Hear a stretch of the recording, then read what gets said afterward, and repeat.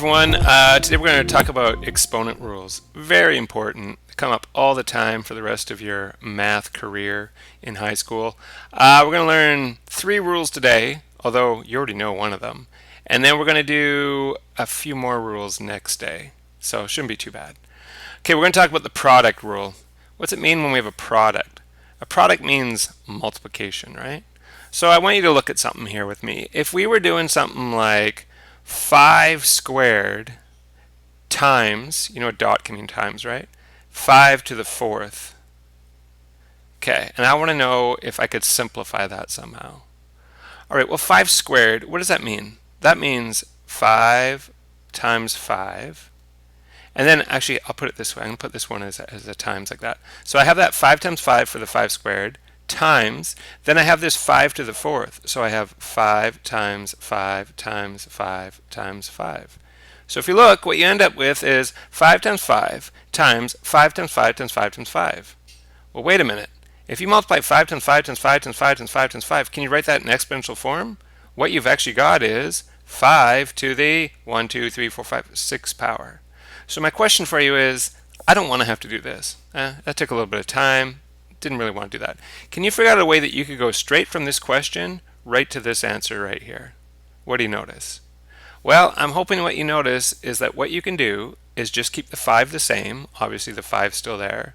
And what did you do with the 2 and the 4? You add those two numbers together, and that will give you the new exponent. It's a very quick way to simplify exponents when you're multiplying. But the key, remember, is you have to have the same base. If you don't have the same base, if you're multiplying something like 2 cubed times 5 squared, you can't use this rule, right? They're not the same base. One base is 2, one base is 5. Nothing you can do there. All right, so the bases must be the same, and what you're going to do is keep the base the same and add the exponents. So basically, this is how you write it mathematically. If you have a to the m times a to the n, well, obviously the base is a. What happens? The base stays the same. It's still a. And what do you do to the two exponents? You add them together. You add m plus n together. That's the product rule right there. So let's try a few. The first one, 4 to the 5th times 4 to the 7th. Do we have the same base? We sure do. So we can do this. We keep the base the same and we add the exponents. Now you don't need to show this step once you got the idea, but I'll just show you so you know what I'm doing. I'm adding those together so I get 4 to the 12th power. Now, often in today's work, you're just going to stop right there, right? That's going to be your answer, 4 to the 12th. They're going to say, give your answer in exponential form and you'll be done. Or you could pick up your calculator and figure out what 4 to the 12th power is. It's going to be a massive number. All right, next one. We have 3 numbers we're multiplying together. 3 to the 8th times 3 times 3 to the 10th.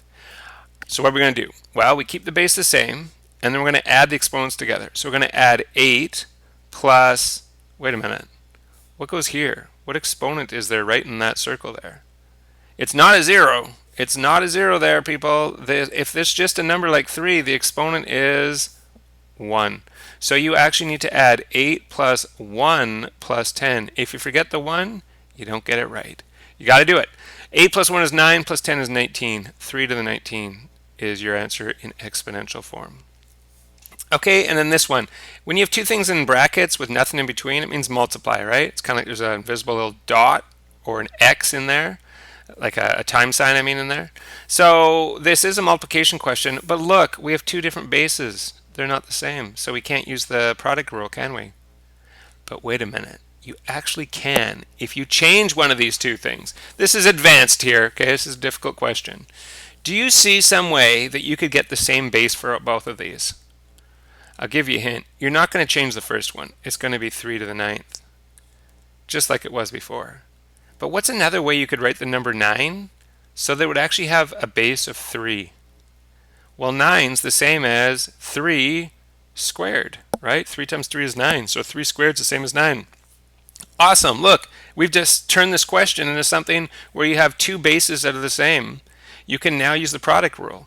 Keep the bases the same, so the 3 stays the same, and we add together the exponents. We end up with 3 to the 11th power. All right, that's the product rule.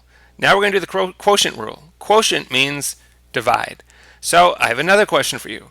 If I was going to do 5 to the 8th divided by 5 to the third. Okay, first of all, another way to write division is I could write this as 5 to the 8th divided by 5 cubed, right? That's another way to write division is you just put the line there. Okay, next thing, let's do this with repeated multiplication. Just like we did up here where we expanded this all out, 5 times 5, 5 times 5. Let's do that down here as well. So we have 5 to the 8th. That's 5 times 5 times 5 times 5 times 5 times 5. Whoops. What am I up to? 3, 6, 7, 8. Okay, and on the bottom, we only have 3. 5 times 5 times 5. Now, do you know what you can do when you have a fraction made up of a whole bunch of products here, and you have the same thing on top and bottom? You can cancel out. Ninja slice, I call it in my class. So you can take off a 5 on the top and the bottom. As long as you do it in pairs, you can do that. Hey, here's another pair, top and bottom. And here's another pair, top and bottom. And that's it. There's no more pairs. You can't eliminate anymore. So what are you left with? Once you've eliminated all those, you're left with 1, 2, 3, 4, 5 of them. 5 to the 5th power is our answer. Now again, I don't want to do this step in the middle here. It took way too long. How could I go straight? Let's not even do this. Let's go straight from here over to here. What did you do? This time you took the 8 and the 3 and you subtracted them. So this is the quotient rule. Again, you need to have the same base. 5 and 5 will work. And what you're going to do is keep the base the same and subtract the exponents. So what that will look like mathematically is a to the m power divided by a to the n power. Well, again, your base is a and it's going to stay the same. And what do you do to the exponents? You just subtract them. And that gives you the answer in exponential form. So let's do a few. 12 to the 10th divided by 12 to the 5th. They have the same base. We keep the base the same. We subtract. Don't divide. I know you could go 10 divided by 5 is 2. It's not right. You subtract the exponents and you'll end up with 12 to the 5th power. Next one. Oh, we got to do two things. On the top, we have the product rule. So on the top, we would keep the base the same and we would add the exponents, the 4 plus 5. And if you want, at the same time, you're also dividing by 3 to the 6. You would subtract 6 at the same time. But just so you don't get confused, I'm just going to do this in more than one step. So this is the product rule on the top here. We're going to add the exponents and get 3 to the 9th. And that's divided by 3 to the 6th. And what the quotient rule tells us is you can keep the base the same, the 3, and subtract the exponents. And so you end up with 3 cubed. And again, in this case, I'm just asking for it in exponential form. If I did ask you for it in standard form, you could then go 3 times 3 times 3 and get your answer. And you could do that pretty fast. It's 27. I can do that in my head really fast. Doing this in my head is really hard. Okay, last one here. Oh, again, look at different bases. Can't do it, right? You can again. This is another one like the one we did right here. This one. So can you figure out a way that you can get the same base with both of these? We have 8 on the top and 2 on the bottom. Well, you could turn those both into bases with 2 on them. 2 and 2. Obviously the bottom's still going to be 2 squared. But on the top, 2 to the what equals 8?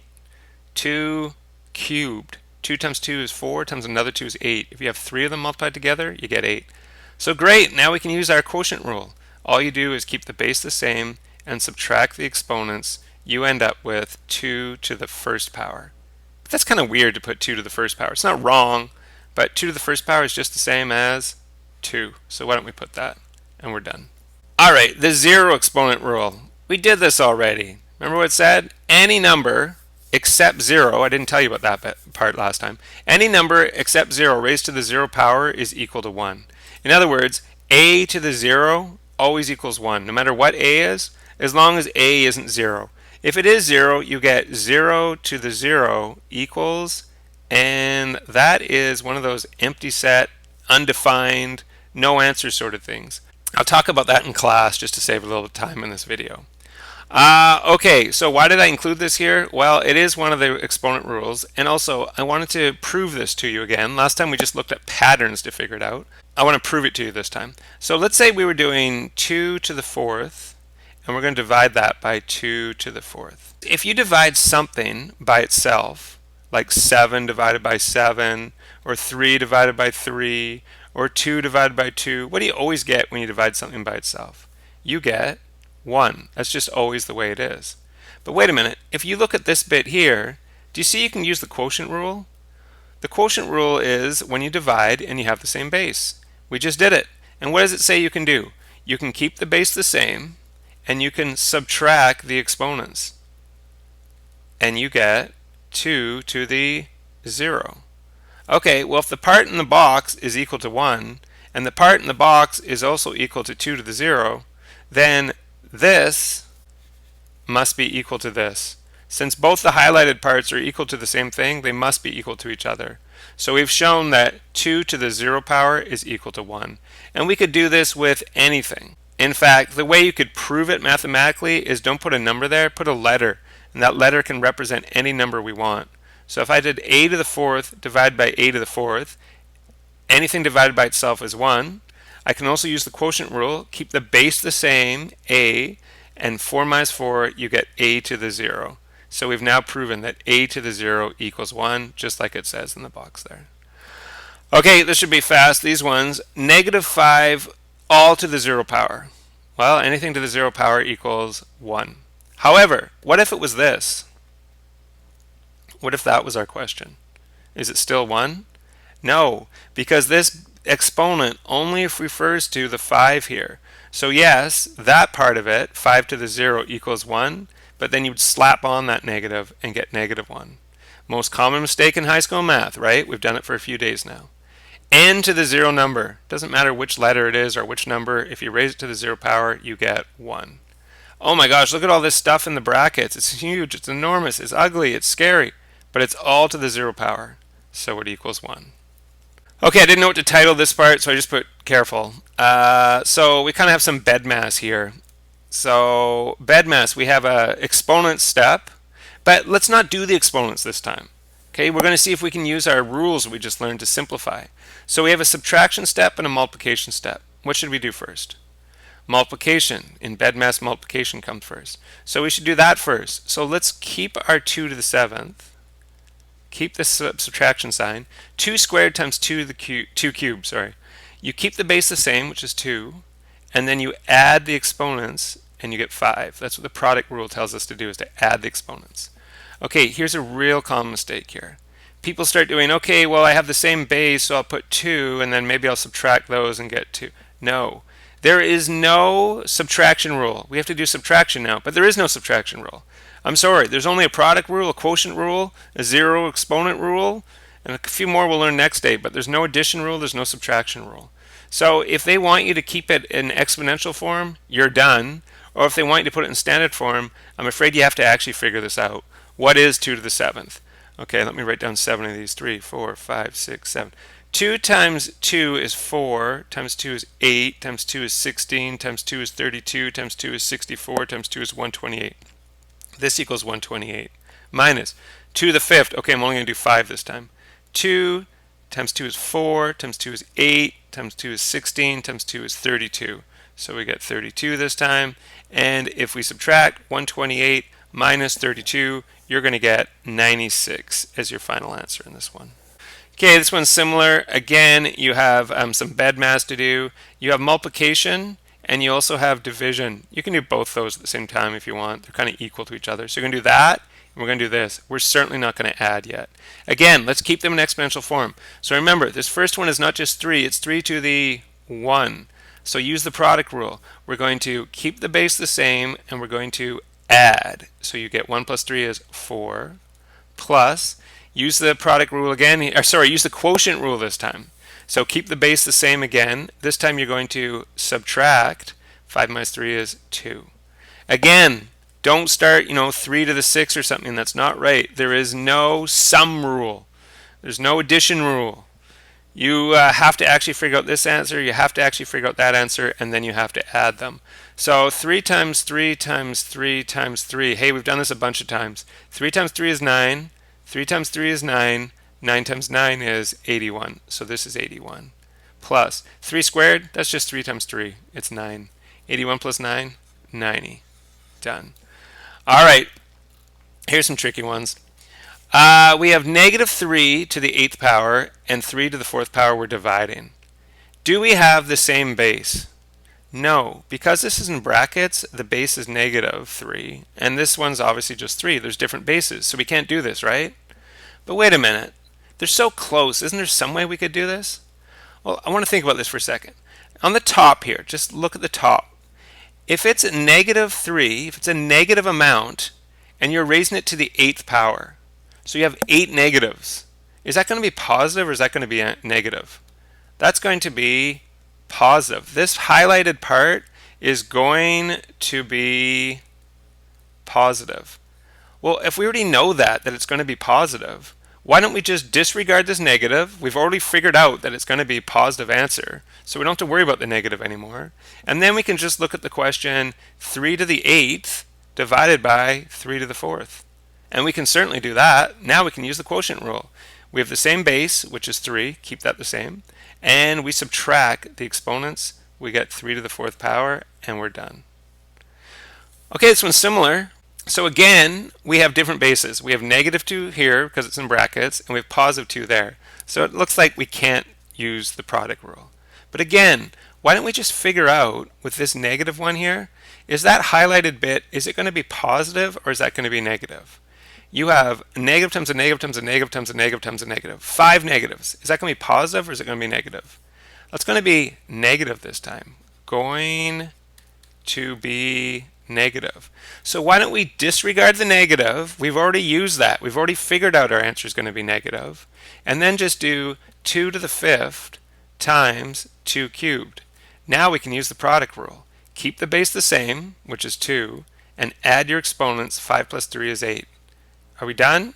No, remember, we said the answer was going to be negative, so make sure you put a negative here. The reason we didn't do that here is we said the answer was going to be positive, so if you want, you can put a plus there, but you don't need to. So don't forget the negative. And there you go. All right, those are your exponent rules, also known as the exponent laws.